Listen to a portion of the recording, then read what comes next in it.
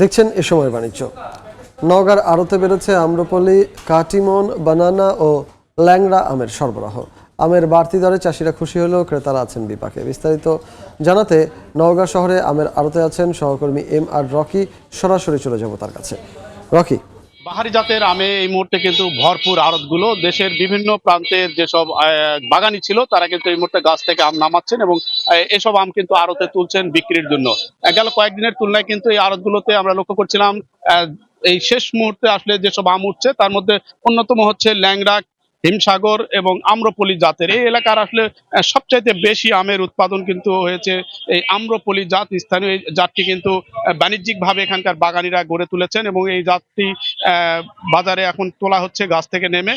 তবে এবার আমের দর প্রথম থেকেই বাড়তি বলা হচ্ছে, কারণ উৎপাদন কিছুটা কম হয়েছে এমন একটি অজুহাতকে দাঁড় করিয়েই এখানে আড়তগুলোতে আম বেচা কিনা চলছে। তো আমরা এই বাজার ব্যবস্থায় দেখছিলাম রূপালী জাতের যে আমটি, এই আম প্রতি মন অর্থাৎ 40 কেজি ওজনে বিক্রি হচ্ছে 3200 থেকে প্রকার ভেদে 3600 টাকা মন পর্যন্ত।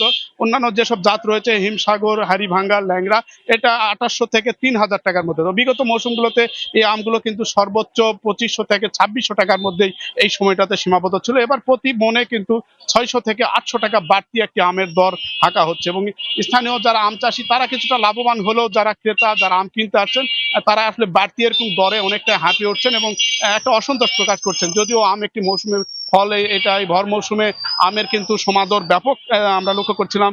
জেলার আসলে এবার সাপাহার, পোরশা, নিয়ামতপুর এই বাগানগুলো থেকে এবার কিন্তু উৎপাদন কিছুটা কম। তারপরও বলছে স্থানীয় কৃষি বিভাগ এবার 32,000 হেক্টর জমি থেকে এই এলাকায় 4,50,000 মেট্রিক টন কিন্তু আম উৎপাদনের তারা একটা টাইম ফ্রেম বেঁধে দিয়েছে বা স্বপ্ন দেখছে।